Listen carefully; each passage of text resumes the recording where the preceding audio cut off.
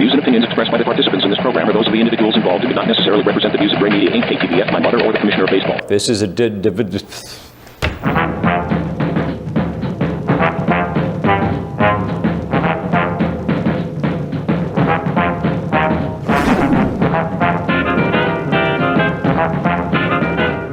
You know, it's funny, as we get started with these, I still find myself looking around for headphones. I mean, how can you start a show without headphones? Well, it's not radio, dummy. You're not doing that now. You're doing TV or whatever this is. And I'll tell you what it is Interior Insights. Show number 10. And Happy New Year. It's our first show of 2026. Time to start messing up our checks. And we've done 10 shows now, and nobody has gotten a communicable disease. Nobody has. Don't. The preceding was a non-factual portrayal of falseness. Complete another balderdash. No one has been sickened by this program. Physically, anyway. Our website is webcenterfairbanks.com. Our mobile app is Alaska's news source Fairbanks, which is available for all the devices in the universe, I think. And if you would like to reach out to me directly, whether it's something to share on the show or just something to talk about behind the scenes, jrlewis at ktvf11.com is the perfect address. This week, we are visiting with Jim Warren, who is the MAST coordinator for Fairbanks, M-A-A-S-T, and you're going to learn all about that very valuable program, pretty much the same way that I did initially at Rotary, hearing Jim talk about it. So we're looking forward to bringing that to you here. And we actually have a two-parter with Jim, which is going to cover this week and next week. So you'll really get a good education about what MAST is. Now, we have a little something to let you know about that is, now that we're in the new year and the holidays are winding down, perhaps some of you are thinking about the nuptials. And so, KTVF is excited to announce the 2026 Interior Wedding Showcase, Sunday, March 8th from 11 a.m. to 3 p.m. in the Westmark Gold Room in Fairbanks, the largest bridal expo in interior Alaska, where brides-to-be can plan and shop for their wedding in one place, featuring a variety of the finest bridal products and services throughout the state. You'll find jewelers, caterers, florists, photographers, DJs, and everything you need to make your wedding dreams come true. It's a free event, open to the public, and if you want to be a vendor, you can register now and receive one 8-foot covered table, 2 chairs, and electricity. First come, first serve, and the earlier you register, the better the location in the room you can get, So I'm going to think about that. Registration form is up at webcenterfairbanks.com. For more information, contact Marlene Phillips at marlene.phillips@ktvf11.com. Now, normally in this slot, we would review one of our news stories, but I'll let you in on a little secret. We're actually pre-recording this show a ways in advance because I'm taking a little time off. But I don't want to just skip the slot entirely, so instead, how about a word from one of our sponsors? This winter, in Fairbanks, nature has a new predator.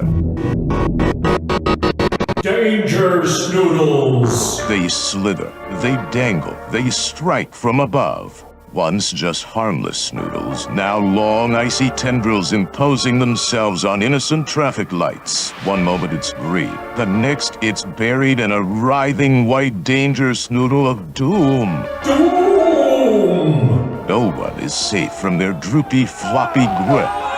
If you see a dangerous noodle, do not approach. Roll down your windows, scream dramatically, film it for evidence. And whatever you do, don't forget to take a selfie. Danger Snoodles. They're snoodles with danger.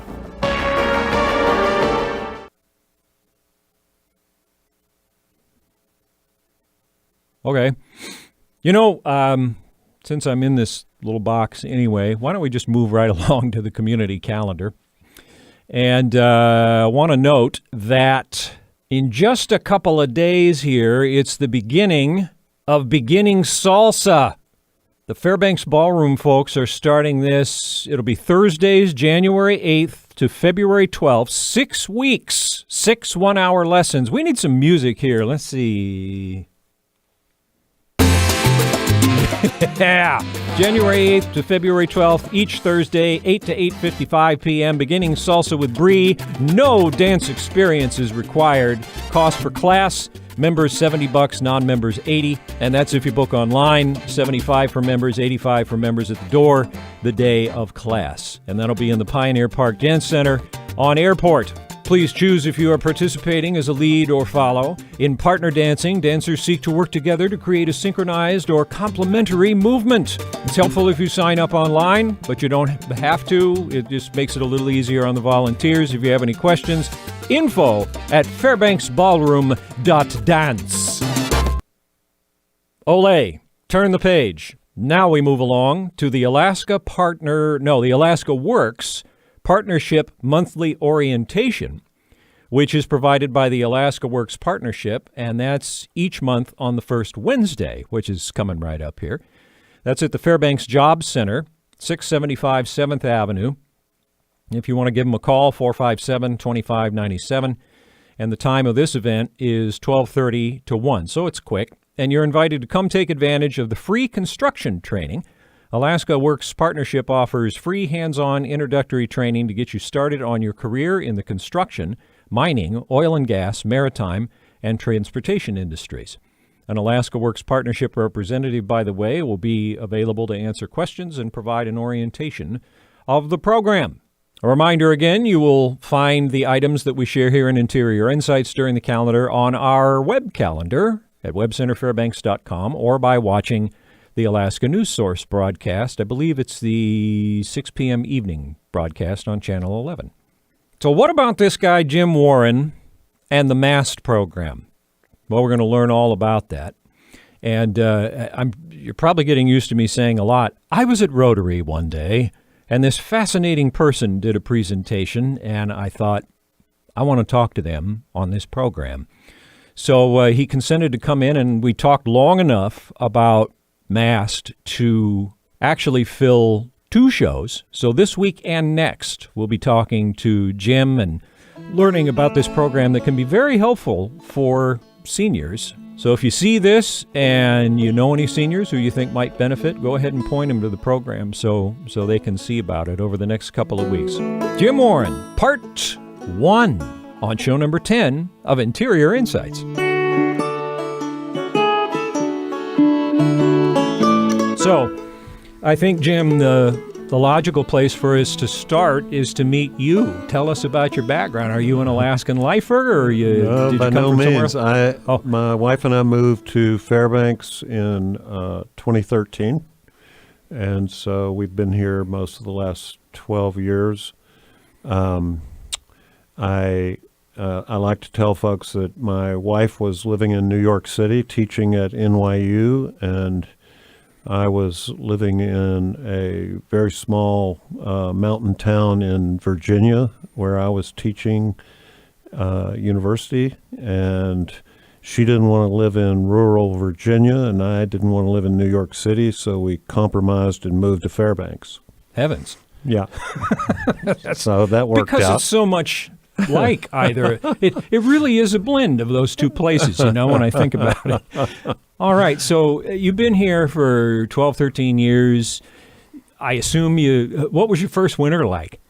Oh, gosh. It was good. It was snowy. I met one of my best friends here in Fairbanks now is an outdoorsman, and he started taking me on these amazing backcountry ski trips that very first winter. And in fact, we went out to Hutlanana off of the near Minto, and had like a 5-day camping trip in the winter and skied all over the place in there. So yeah, it was fantask. Loved it. Did the cold or the dark surprise either of you that much? Was it tough to cope with? I think the one of the things about it is that once you have the good snow on the ground, it's not as dark as you might think, right? And then the other part of it is you've got if it's good weather, you've got great moon, great stars, and the auroras, and Yeah, how about those? So you're always going to remember the first time you saw those.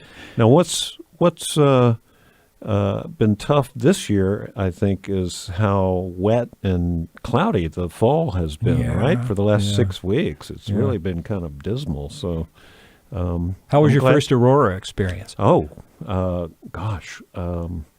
Actually, one of the most memorable auroras I ever saw was that first year, and I was auditing a class at the university with, and Ned Roselle was in there, if you've met Ned, and I was giving him a ride home from class at night, about 9 o'clock at night, and he took me up to LARS, the Large Animal Research Station, and we parked up there and we're looking north, and my goodness, it was just an amazing display of green auroras. That was like probably, if not my first, probably my most memorable beginning. So I remember the first time I really saw a crackler, and that was a little kid, because I'm born and raised here. And I thought, I remember thinking it was cool at first, but then it kind of scared me because of how fast they moved. You know, it wasn't like clouds. They just sort of gently, I mean, they whip around up there. So that just struck a 6-year-old, as being wrong. Yeah. But yeah, I have certainly loved them ever since. And my wife gets to see them quite often because she gets up about 4:30 and runs with our dog, and so she'll come home from her run and have these amazing photographs of the auroras, and she'll have months and months of encounters. So did I hear you say that you were a professor? You were associated with the university? I taught American literature and environmental literature for 34 years at a little school called Washington and Lee University. Mm-hmm. It's in a village of 6,000, Lexington, Virginia. So how does that background lead into your role at MAST? Great question. Not obvious. Yeah. I guess the way it worked was we were trying out Juneau, and we'd also tried out Seward and loved both of those places. And in 2021, we were in Juneau, and I was tired of being retired, and so we were coming out of the pandemic, right? And I got a job with a nonprofit, SERC. It's called SERRC, the Southeast Regional Resource Center, and they actually do support to educational institutions all over the state. And in Juneau, they had an opening for a teacher of GED classes. So I had to bone up on algebra and social studies and science, but I taught GED classes for a year. And then we decided to move back to Fairbanks. And when we did that, I just asked the folks at the nonprofit if there was anything I could do here. And sure enough, there was an opening for this coordinating job for the MAST program. So MAST is Mature Alaskans Seeking Skills Training. And I've been doing it for about 2.5 years, I guess. Yeah. And it's rewarding? It's very rewarding and challenging. And I guess what I would say about it is that I'm not a social worker. I've dealt mostly with young people, 18 to 22-year-olds for my career. And so to deal with seniors, 55 and older, low-income seniors who often have disabilities or barriers of one kind or another, that's been real eye-opening and quite a learning experience for me. Well, let's talk about the mission then. What is the purpose of MAST? Why is it important here in Fairbanks? Okay, great. So MAST has been in existence for 27 years, and it's the state version of a national program. And the national program got started in 1965. It was part of the Older Americans Act. And part of the Lyndon B. Johnson Great Society legislation. and nationally it's called the Senior Community Service Employment Program. And so the two aims of the program are to engage in community service through nonprofit agencies mostly, and also some government agencies. And then second of all, to be an employment program for seniors.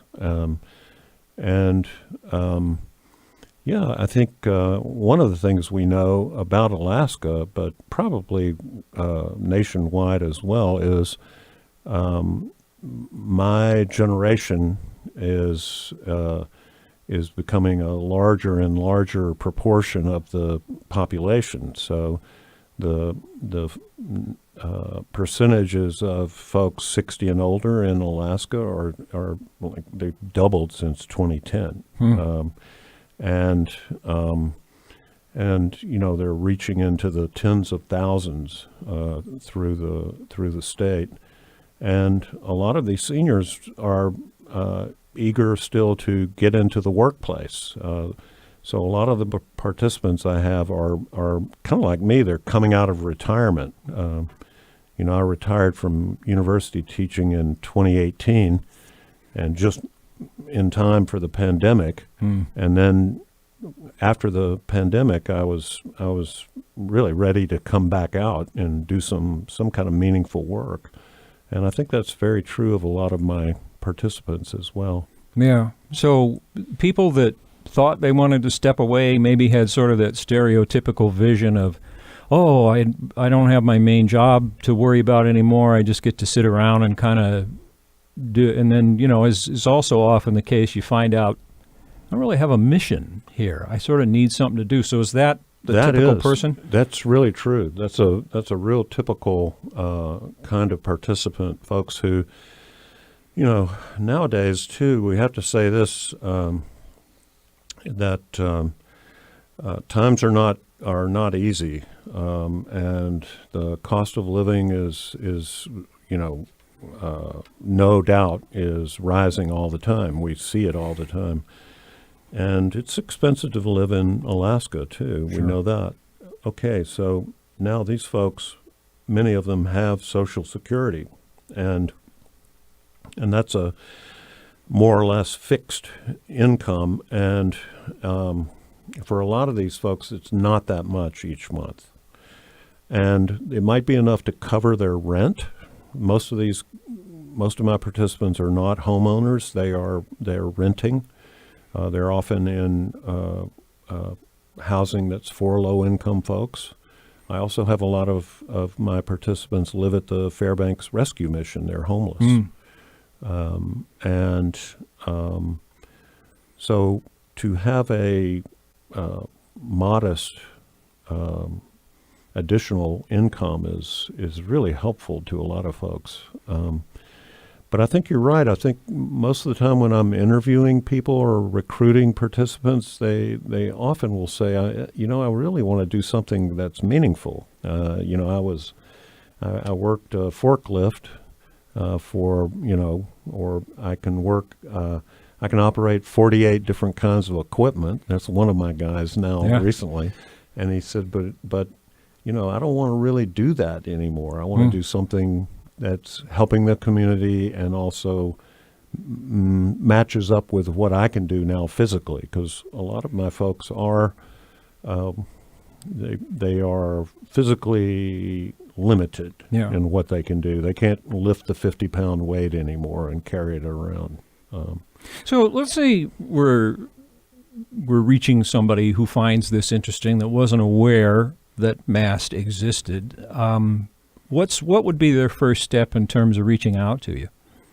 You mean finding them, or? Yeah, or? No, them getting in touch with you. Oh, so my office is in the Job Center. That's in the Fairbanks Regional Office Building, or as most folks here call it, the State Building.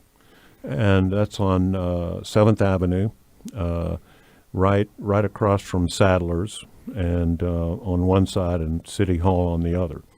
and everybody knows that building. If you Yeah. go in the front entrance of that building, the job center is the first big office that you see, and you walk in there, and I'm right there behind the front desk, not at the front desk, but in a little office behind it. Sure. And I work all the time, every day, with my job center colleagues, and they are wonderful, wonderful people. And part of what we do is mass participants also will be registered at Alaska Jobs, the website, and have a resume on that website. For the first 6 months or a year, they're really asked to be looking for work. The second part of this program is, besides community service, is employment. And ideally, we want seniors to find a meaningful work in the community that is also unsubsidized. All right, so you provide the skills that they can then, helps to build up their resume in whatever direction they're heading. Yes. Like you talk, somebody that does physical labor that can't learn some skills to do something different that's still interesting, and maybe not only helps the community, but conceivably could become employed. Yes. In doing that. That's the goal. That's very true, JR. But what I want to say is that's the idea and the ideal, and I'm limited in some ways by what are the nonprofits that I work with and what kind of skills can they teach. Probably the most sought after skill that elders, seniors want nowadays and feel that they are behind in is computer savvy. Sure. And unfortunately, a lot of these participants, they need to know a little bit more before they could learn how to get through the next few steps. So I do offer my participants 1 day a week. I give a 2-hour digital literacy class, and it gets me back in the classroom, which I like.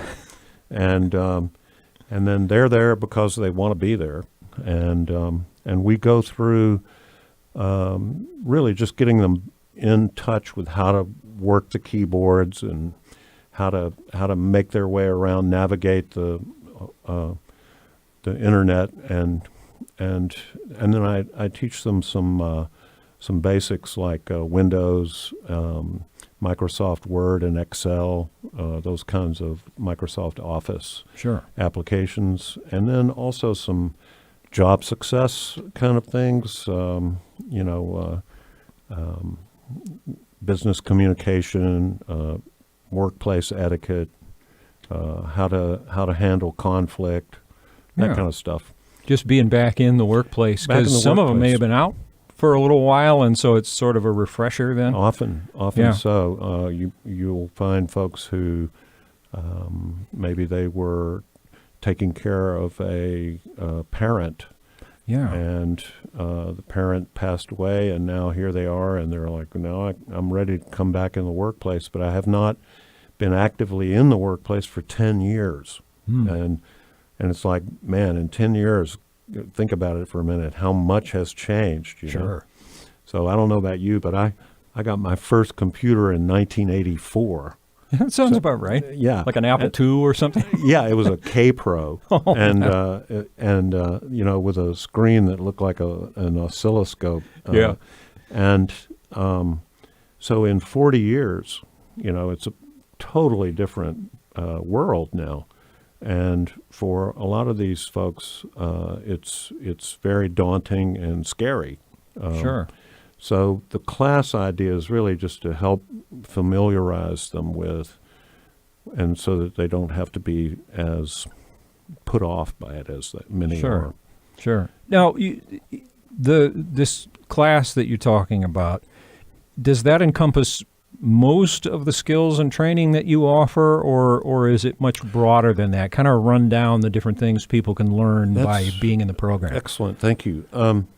So these community service agencies that are the host sites, that's really where the training is taking place. My class is extra. It's meaningful, but it's not the primary way they learn. They're learning on the job. They're volunteering 20 to 25 hours a week. Some of what they're learning or retraining in is soft skills like showing up, communicating, listening to the supervisor, getting along with coworkers, performing tasks as asked, and so forth. Again, things you're not as used to doing if you've been out of it for a while. Right, and also for a lot of us, that's like, well, right, who's ever not done that? But these are skills. And, sure. And some of my folks. Anybody who's had a toddler knows it doesn't come to a human naturally. That's exactly right. You kind of have to learn it. It's right. Yeah. And many of them have those skills, and when they come in, they're already highly skilled people. They just don't always remember that they are, and some of them, the real success stories are when they bring in that work ethic and the way they do it. When they are on the job, they are full on there. Next thing you know, 2 months, 1 month, 3 or 4 weeks go by, and bam, the host agency hires them. So they don't even spend that much time in the program, and they just rip them right away from you. It's really true. I had one wonderful person who was a participant for not even 4 months, and she came in, whipped the Salvation Army community center into shape, not the thrift shop, but the actual offices, and worked there for 4 months. And then she had a regular job as an office manager. And, she was already competent and very, very skilled. She had had a traumatic brain injury and was recovering from that. And MAST gave her an opportunity to work part-time and see whether her skills and her physical well-being could handle a regular job. Mm-hmm. And she figured it all out in just a few months. And then, we were sorry to lose her, really, because she was such a great participant. But so that's one. And I had another one who was working at the senior center, and within a month, they hired her. They said, my goodness, she is a whirlwind. And she was. And very different, not the last thing in the world that person would want would be to study computers or work in an office. She was hands-on. Give me this kitchen to work in, and she was just a ball of fire. And they recognized what they had in her and just hired her. So it's interesting that, some of the people may need retraining and kind of to have the stage set for a return to the workplace, and others of them are just sort of right on the edge, and you guys can just give them a little push, and they rediscover themselves, and off they go, and they have a job. That is well put. That's exactly right. Yeah. And and then for some, it's they're retired, and they have this amazing employment history, but they want to try something new. Mm-hmm. This gives them a chance to see what else they can learn and what else they can do, and then you never know. They might say, well, maybe I'm not retired anymore, and I'm going to go on. So I've got this one person I was telling you about that yesterday was a good day because I got a new host agency, the Division of Public Assistance, and as we all know, they need a lot of help. understaffed as can be, and then this wonderfully skilled person came in to see me right at about the same time I was negotiating with the Public Assistance Office about becoming an agency for us. And it was just a match made in heaven, and we all met yesterday, and it's like as soon as we get all the paperwork done, he'll start there. And now he's also come to me and said, you know, you might want to think about doing this with the last 15 minutes of your class on Thursdays. Make them all do hands-on typing, you know, because a lot of people need that skill and could get better at it.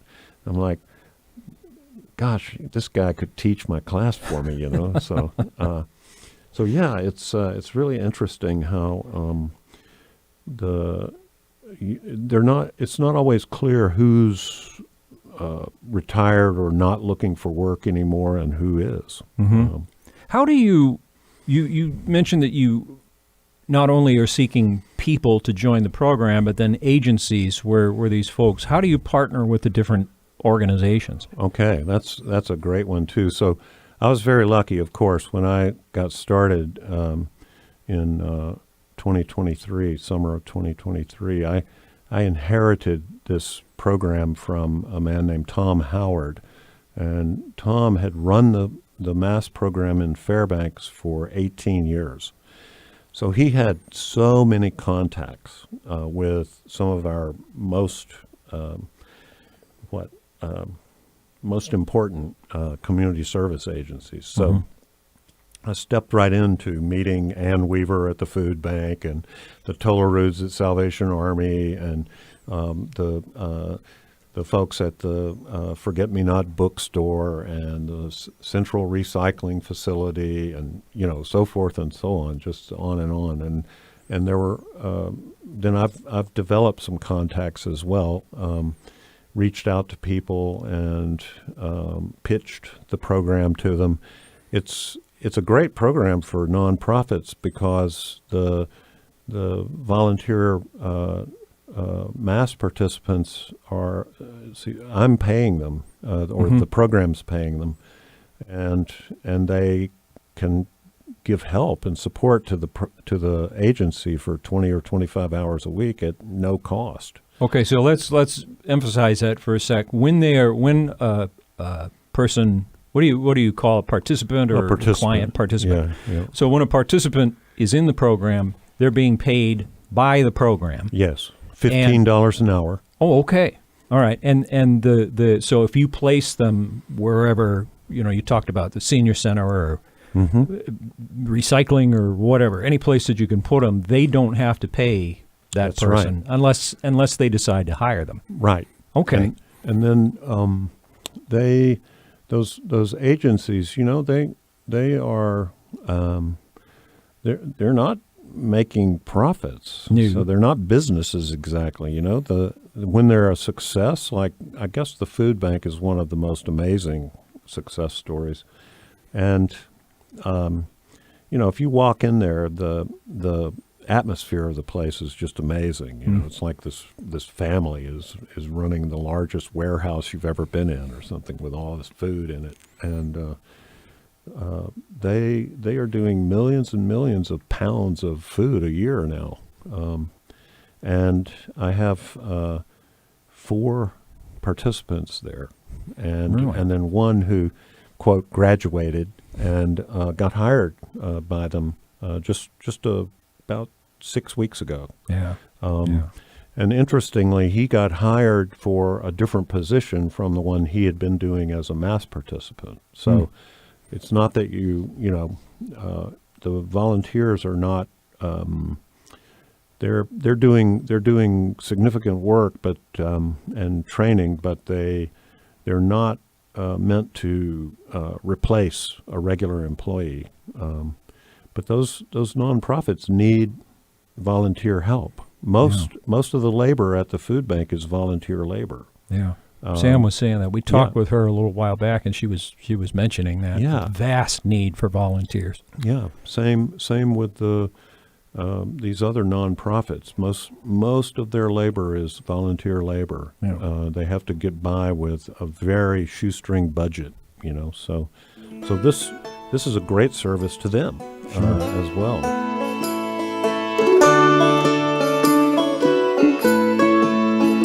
Well, I'm hoping if we did our job right that you are equally fascinated by this program now as I was when I heard him first talk about it. And the conversation continues. We'll do part 2 next week.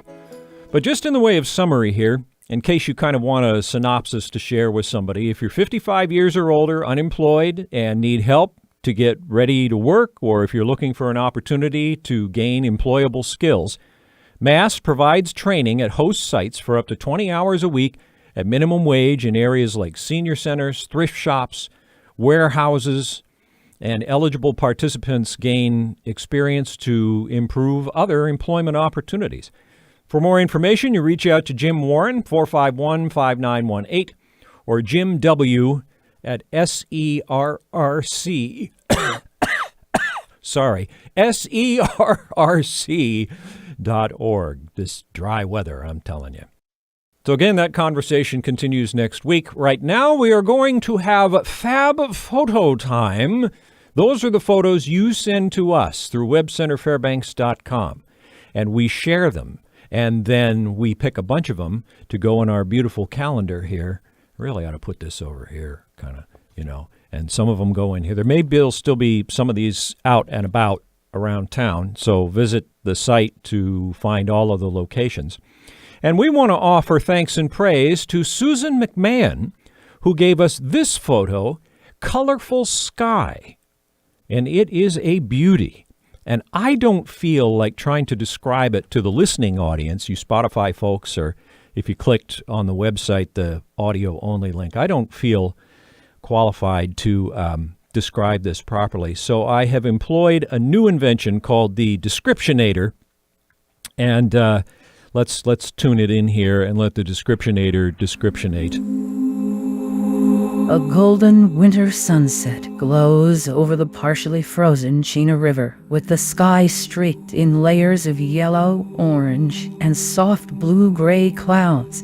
Dark evergreens line the snowy riverbank, their silhouettes and the warm sky reflected in the icy water below, creating a calm, mirror-like scene.